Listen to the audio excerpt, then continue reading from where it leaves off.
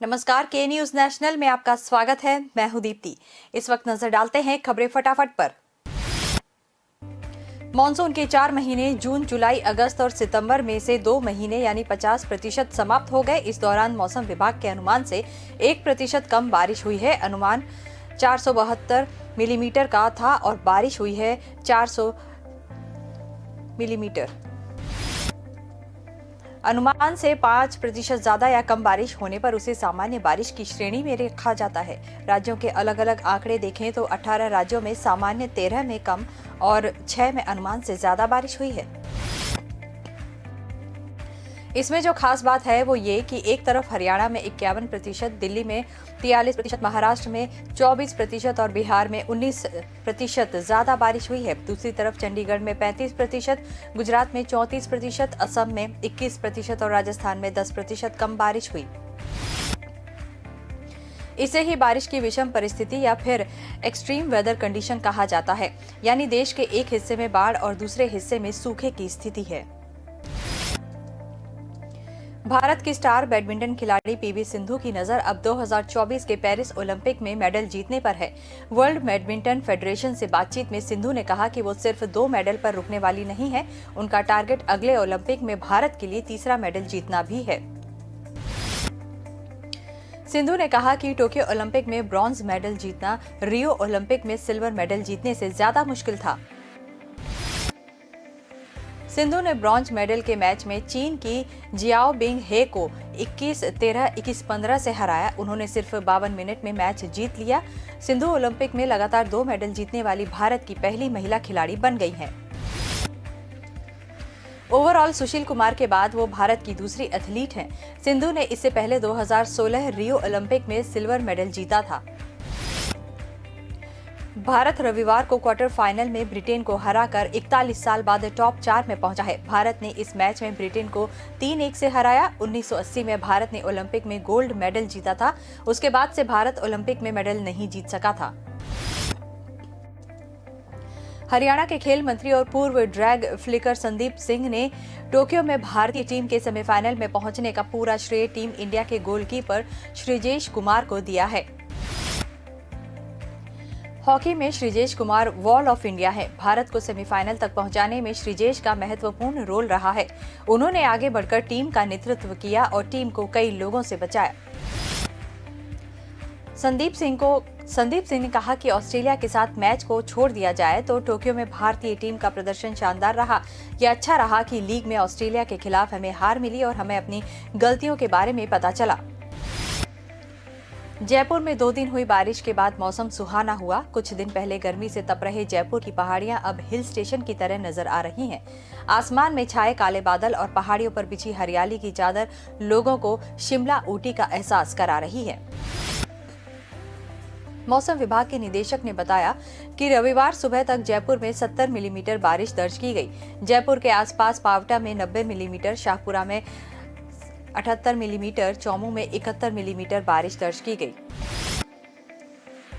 मौसम विभाग के अनुसार कम दबाव का क्षेत्र दक्षिणी हरियाणा के ऊपर स्थित है। इससे पूर्वी राजस्थान में जयपुर सहित लगभग सभी जगहों पर मानसून सक्रिय रहने की प्रबल संभावना है। जयपुर में 5 अगस्त तक मानसून सक्रिय रहेगा। शुक्रवार रात को करीब 10 बजे जयपुर शहर में तेज बारिश होना शुरू हुई थी, जो कि रात भर चली। इसके बाद शनिवार को सुबह फिर से बारिश की झड़ी लग गई। शहर का नजारा हिल स्टेशन जैसा हो गया। राजस्थान में भले ही जुलाई में कोरोना के केस कम हो गए हों, लेकिन एक जिले ने प्रशासन की टेंशन बढ़ा दी है। पर्यटन के नजरिए से सबसे अहम माने जाने वाले उदयपुर में पिछले 7 दिनों से 45 नए मरीज मिले हैं, जो राज्य में मिले कुल केसों का 31% है। जयपुर, जोधपुर जैसे बड़े शहरों में पिछले सप्ताह केसों में कमी आई है, लेकिन उदयपुर में केस कम होने के बजाय बढ़े हैं। ये केस पिछले सप्ताह की तुलना में इस सप्ताह 36% बढ़े हैं। चिकित्सा और स्वास्थ्य विभाग ने डेटा को देखते हुए राज्य में 24 जुलाई से 1 अगस्त तक कुल 146 नए मरीज मिले। ये मरीज एक सप्ताह में 2,09,703 लोगों के लिए सैंपल की जांच में मिले। उदयपुर की स्थिति ये है कि 18 से 25 जुलाई तक एक सप्ताह के अंदर जिले में कुल 33 केस आए थे। इस बार ये केस 36% बढ़कर 45 पर आ पहुंचा। उदयपुर के अलावा सीकर, नागौर, जोधपुर, धौलपुर, दौसा और चूरू में भी केस बढ़े हैं, लेकिन इनकी संख्या सिंगल डिजिट में बढ़ी है। बारिश शुरू होते ही शहर की सड़कों पर फिर गड्ढे हो गए। इन सड़कों को सुधारने के लिए नगर निगम हर साल करीब 10 करोड़ रुपए खर्च कर देता है। 5 साल से बार बार एक ही स्थान पर गड्ढे हो रहे थे। 50 करोड़ बर्बाद करने के बाद भी इस साल बारिश में फिर वही सड़कें खराब हो गईं। शहरी क्षेत्र में 3,572 किलोमीटर लंबी सड़कें हैं। इनमें लगभग 3,200 किलोमीटर की सड़कें सीमेंट की बन चुकी हैं। सिर्फ 10% सड़कें ही डामर की बची हैं। इन्हीं पर बारिश में हर साल गड्ढे होते हैं। एक्सपर्ट के मुताबिक 15 करोड़ में ये 10% सड़कें भी सीमेंट की बन सकती हैं। यह राशि निगम का सिर्फ 1.5 साल का मेंटेनेंस बजट है। सीमेंट सड़कों पर क्रैक आने पर डामर की सरफेसिंग कर दी जाती है। ऐसे में मेंटेनेंस पर ज्यादा खर्च भी नहीं होगा। जहां भी डामर की सड़क होती है वहां स्टॉर्म वाटर लाइन का होना जरूरी है, ताकि सड़क पर जल जमाव न हो। जिन स्थानों पर 5 साल से बार बार पेच वर्क हो रहा है वहां 50 करोड़ में नई सड़कें बन जाती। इंदौर के पैराडाइज और सपना बार में जहरीली शराब ने 5 युवकों की मौत के बाद अवैध शराब के खिलाफ पुलिस ने कार्रवाई तेज कर दी। दिल्ली से शराब बनाने के लिए स्पिरिट और होलोग्राम समेत अन्य सामान मंगाने के मामले में ट्रांसपोर्टर और उसके साथियों को हिरासत में लिया है।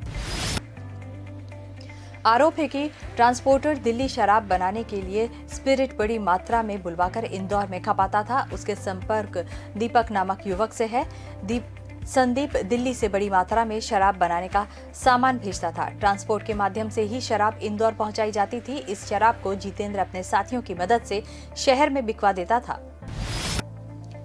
पुलिस ने शनिवार रात को उसे और उसके कुछ साथियों को हिरासत में लिया। शहर में तस्करों द्वारा अवैध और जहरीली शराब खरगोन के खेतों में बनाई जा रही, जहां स्पिरिट पानी और रंग से तैयार कर अंग्रेजी शराब के रूप में ब्लैकर्स इंदौर के बारों में पहुंचा रहे हैं।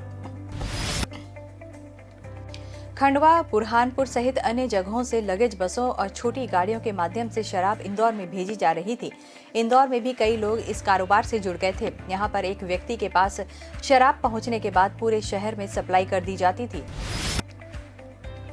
गृह मंत्री का पीए बताकर भोपाल नगर निगम के कर्मचारी को धमकाने के मामले के बाद कमिश्नर केवीएस चौधरी कोलसानी ने ननी के सभी क्वार्टरों की जांच शुरू कर दी। इसके लिए एक टीम बनाई गई जो ननी के शहर में 500 से अधिक क्वार्टरों की जांच करेगी। प्रारंभिक जांच में सामने आया है कि करीब 25% क्वार्टरों में कर्मचारियों का अवैध कब्जा है। कुछ क्वार्टर तो ऐसे भी हैं जिनमें ऐसे लोग रह रहे हैं जो निगम के कर्मचारी नहीं हैं।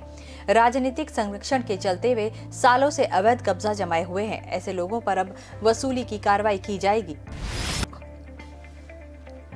शर्मा ने सरकारी क्वार्टर की जांच करने के लिए पहुंचे निगम के ही कर्मचारी अवध मकोरिया से बदसलूकी की थी। साथ ही वरिष्ठ अधिकारियों को लेकर गलत टिप्पणी की थी।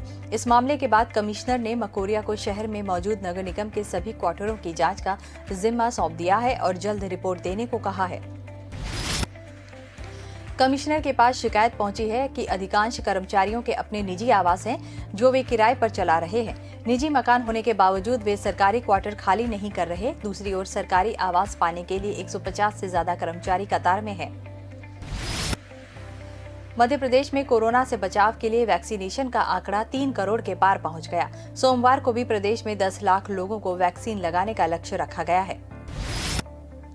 भोपाल में गुरुवार को 210 सेंटर वैक्सीनेशन के लिए बनाए गए। यहां 57,000 लोगों को टीका लगाने का लक्ष्य रखा गया। यहां 45,000 कोविशील्ड का पहला और दूसरा और करीब 12,000 कोवैक्सीन का दूसरा डोज लगेगा। शहरी सेंटर पर ऑनलाइन रजिस्ट्रेशन के बाद ही वैक्सीन लगवा सकेंगे। हालांकि अभी लोग on site come he slot book करा रहे हैं। इन सेंटर्स पर वैक्सीन बचने पर 3 बजे के बाद ऑन साइट रजिस्ट्रेशन कर वैक्सीन लगाई जाएगी। इसके अलावा नगर निगम और एसडीएम क्षेत्र में भी वैक्सीनेशन आयोजित किया जाएगा। जोधपुर जिला उपभोक्ता विवाद आयोग द्वितीय ने प्रसिद्ध कार निर्माता कंपनी फोर्ड पर 1 लाख रुपए का जुर्माना लगाया है। इसका ऑर्डर रविवार को जारी किया गया। कंपनी पर ज्यादा माइलेज देने का गलत विज्ञापन और अनुचित व्यापार व्यवहार का दोषी मानते हुए यह आदेश दिए हैं। साथ ही फोर्ड कंपनी को भविष्य में अधिक माइलेज देने के संबंध में भ्रामक विज्ञापन या प्रचार नहीं करने के लिए भी पाबंद किया है। अक्षय पारख ने जिला उपभोक्ता संरक्षण आयोग द्वितीय में परिवाद प्रस्तुत किया था। बताया था कि उसने फोर्ड की फिएस्टा क्लासिक कार 2012 में खरीदी थी। कंपनी ने 32.38 किलोमीटर प्रति लीटर माइलेज दिए जाने का विज्ञापन दिया था। कुछ ही समय बाद कार में खराबी आने लगी, माइलेज भी बहुत कम था। इस प्रकार पेपर में प्रकाशित विज्ञापन और कार खरीदते समय दिए गए ब्रोशर में माइलेज संबंधी झूठी जानकारी देने के लिए 2013 में केस किया गया। जोधपुर यानी ब्लू सिटी की नीले रंग की दीवारें देश विदेश से पर्यटकों को आकर्षित करती हैं। अब तक जोधपुर शहर की भीतरी गलियां और मेहरानगढ़ की तलहटी में बसे शहर की दीवारें नीले रंग की थीं। अब पहाड़ों पर बनी दीवार भी नीले रंग में रंग चुकी है। नीली दीवार पर राजस्थान की संस्कृति की तस्वीरें इसकी खूबसूरती में चार चांद लगा रही हैं। जोधपुर की पचेटिया हिल्स पर स्थित ज्वालामुखी मंदिर की दीवारें खूबसूरत चित्रकारी से हर किसी को आकर्षित कर रही है। करीब 100 फीट से ज्यादा लंबी यह दीवार नीले रंग से रंगी गई। उस पर राजस्थानी संस्कृति का चित्रण किया गया है।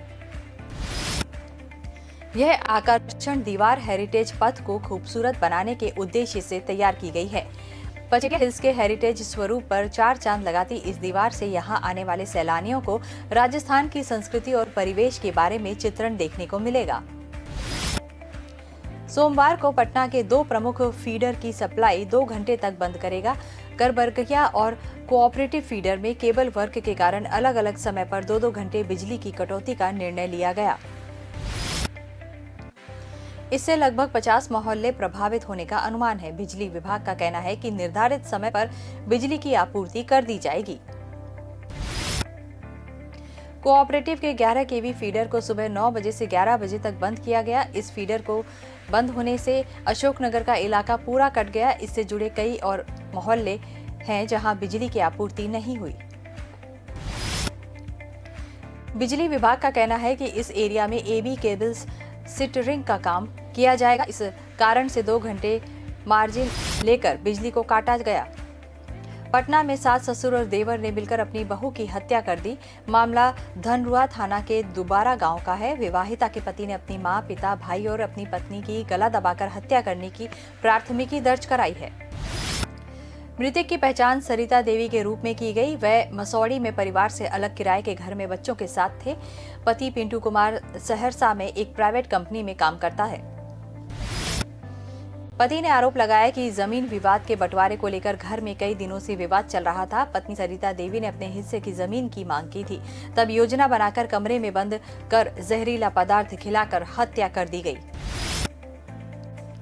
थानेदार राजू कुमार ने बताया कि प्रथम दृष्टया मामला आत्महत्या का प्रतीत हो रहा है। पति के आवेदन पर 5 लोगों पर हत्या का मामला दर्ज हुआ है। पोस्टमार्टम रिपोर्ट आने के बाद स्थिति स्पष्ट हो पाएगी। ग्वालियर में रविवार शाम डीडी मॉल के पब में डांस मस्ती कर रहे युवा कपल के बीच उस समय खलबली मच गई जब पुलिस ने पब में एंट्री मारी। पुलिस को देख वहां डांस कर रहे लड़के लड़कियां यहां वहां भागने लगे। पुलिस को किसी ने सूचना दी थी कि पब में अवैध ढंग से शराब पिलाई जा रही है, पर पुलिस को पब से कुछ नहीं मिला और शराब की खबर तो झूठी निकली। लेकिन पब में पुलिस के आने से माहौल बिगड़ गया। जब पुलिस ने पब के अंदर तलाशी ली तो कुछ खास नहीं मिला। कुछ बियर की बोतलें मिलने का पता लगा, लेकिन पुलिस ने पब संचालक से लाइसेंस मांगकर उसकी जांच शुरू कर दी। इसके अलावा पुरानी छावनी ने स्टोन पार्क के पास एक खंडहर में दबिश देकर पुलिस ने अवैध शराब फैक्ट्री पकड़ी है। यहां से करीब 25 पेटी लाल और सफेद की पकड़ी गई। इसके साथ ही काफी मात्रा में कच्ची शराब, पैकेजिंग मशीन, होलोग्राम और ढक्कन व पैकिंग मटेरियल मिला है। ग्वालियर में वैक्सीनेशन में गंभीर लापरवाही सामने आई है। एक महिला के 2 अलग अलग टीके लगा दिए गए हैं। महिला को पहला डोज 11 अप्रैल को कोविशील्ड का लगा था। रविवार को वैक्सीन का दूसरा डोज लगना था। जब महिला वैक्सीनेशन सेंटर पहुंची तो यहां उसका नया रजिस्ट्रेशन कर उसे कोविशील्ड की जगह कोवैक्सीन का पहला डोज लगा दिया। महिला घर पहुंची और मोबाइल पर मैसेज देखा तो गलत वैक्सीन लगने का पता लगा। इसके बाद महिला को चक्कर आए और घबराहट होने लगी। घटना की खबर मिलते ही वहां भीड़ लग गई। पुलिस और स्वास्थ्य विभाग के अधिकारी भी मौके पर पहुंच गए। महिला के परिजन का आरोप है कि एक तो गलत टीका लगा दिया, ऊपर से सेंटर पर कर्मचारी ठीक से बात नहीं कर रहे। गलत वैक्सीन लगने का पता चलते ही पूनम देवी को चक्कर आने लगे और घबराहट होने लगी। तत्काल परिजन उनको लेकर सिविल अस्पताल पहुंचे और बात की, पर यहां सेंटर पर काम कर रहे कर्मचारी सुनने को तैयार नहीं थे। हंगामा बढ़ा तो पुलिस बुलानी पड़ी। तो खबरें फटाफट में फिलहाल इतना ही। आप बने रहिए के न्यूज नेशनल के साथ। नमस्कार।